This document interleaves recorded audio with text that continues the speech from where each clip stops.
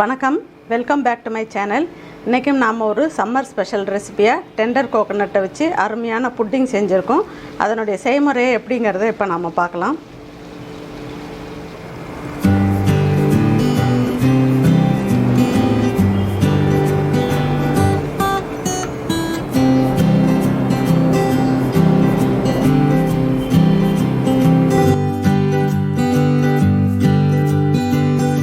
Tender coconut pudding செய்கிறதுக்கு தேவையான ingredients எல்லாம் எடுத்து வச்சுருக்கோம். ஃபஸ்ட்டு அகரை நம்ம இப்போ தண்ணியில் சோக் பண்ணிவிட்டு அப்புறம் இதை பாயில் பண்ணிடலாம். இப்போது நான் 8 கிராம் அளவில் அகர் எடுத்திருக்கேன். அதை நல்லா தண்ணியில் சோக் பண்ணிடலாம். அப்போ தான் நல்லா ஊறி நமக்கு சீக்கிரம் அது பாயில் ஆகும். அடுப்பை ஸ்டார்ட் பண்ணிவிட்டு இது மாதிரி ஒரு சாஸ் பேன் எடுத்துக்கலாம். இதில் ஒரு கிளாஸ் அளவுக்கு டெண்டர் கோகோனட் வாட்டர் இருக்குது, அதை இதில் சேர்த்துக்கலாம். இப்போ இது நல்லா பாயில் ஆனதுக்கப்புறம் இந்த அகரை இதில் சேர்த்துடலாம். சேர்த்துட்டு இது நல்லா கரைஞ்சதுக்கப்புறம் ஒரு 2லேருந்து 3 நிமிஷம் வரைக்கும் நல்லா இதை கொதிக்க வைக்கணும். இப்போ இது நல்லா கொதிச்சிடுச்சு, இதை எடுத்துடலாம். இப்போ இந்த மாதிரி ஒரு பவுலில் 1/2 லிட்டர் பால், காய்ச்சாத பால் எடுத்துக்கலாம். நல்லா ஃபுல் க்ரீம் மில்க் எடுத்துக்கோங்க, அப்போ தான் டேஸ்ட்டாக இருக்கும். இப்போ இது நல்லா பால் காஞ்சிட்டு இருக்கட்டும். அதுக்குள்ளே நம்ம அந்த டெண்டர் கோகோனட்டை அரைச்சி எடுத்துகிட்டு வந்துடலாம்.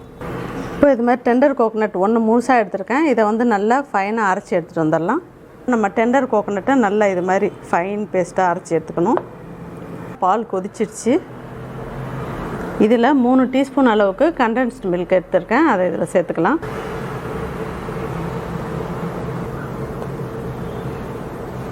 கண்டென்ஸ்டு மில்க் சேர்த்துட்டு நல்லா இதை மிக்ஸ் பண்ணிக்கலாம். இப்போது இதில் 200 கிராம் சுகர் எடுத்துருக்கேன், அதை இதில் சேர்த்துக்கலாம். அதிலே ஒரு 1/2 டீஸ்பூன் அளவுக்கு ஏலக்காய் பொடி எடுத்துருக்கேன், அதையும் இதில் சேர்த்துக்குவோம். சேர்த்துட்டு நல்லா மிக்ஸ் பண்ணிடலாம். சர்க்கரை நல்லா கரைஞ்சிட்டு ஒரு நிமிஷம் 2 நிமிஷம் கொதிக்க வச்சிடணும். இப்போ நம்ம அரைச்சி வச்சுருக்கிற டெண்டர் கோகோனட்டை விழுதை இதில் சேர்த்துடலாம். நல்லா இதெல்லாம் சேர்த்து செய்யும்போது ரொம்ப அருமையாக சூப்பர் டேஸ்ட்டில் இருக்கும். டெண்டர் கோகோனட் சேர்த்து நல்லா கொதிக்க வச்சிட்டோம். இப்போ இதுலேயே தேங்காய் பால் திக்காக எடுத்துருக்கோம், அது வந்து ஒரு 100 ml சேர்த்துக்கலாம்.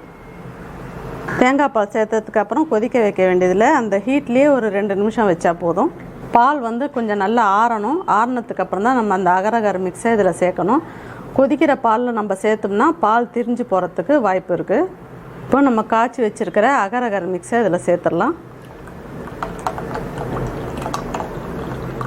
சேர்த்துட்டு நல்லா ஒரு 2 நிமிஷம் வரைக்கும் இதை நல்லா மிக்ஸ் பண்ணி விடணும். இப்போ இந்த மிக்சிங் ரெடி ஆகிடுச்சு. இதை பவுலுக்கு மாற்றிடலாம். இப்போ இதை அந்த பவுலில் ஊற்றிடலாம்.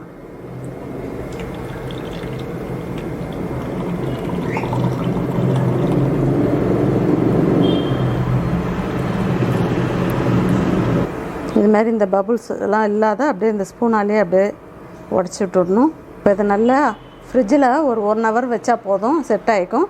அதுக்கப்புறம் நான் உங்களுக்கு இதை எடுத்து காட்டுறேன். இப்போ 2 ஹவர்ஸ் ஃப்ரிட்ஜில் வச்சு எடுத்துகிட்டு வந்திருக்கேன். இப்போ இதை உங்களுக்கு எடுத்து காட்டுறேன்.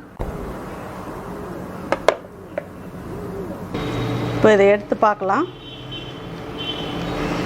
ரொம்பவே அருமையாக வந்திருக்கு.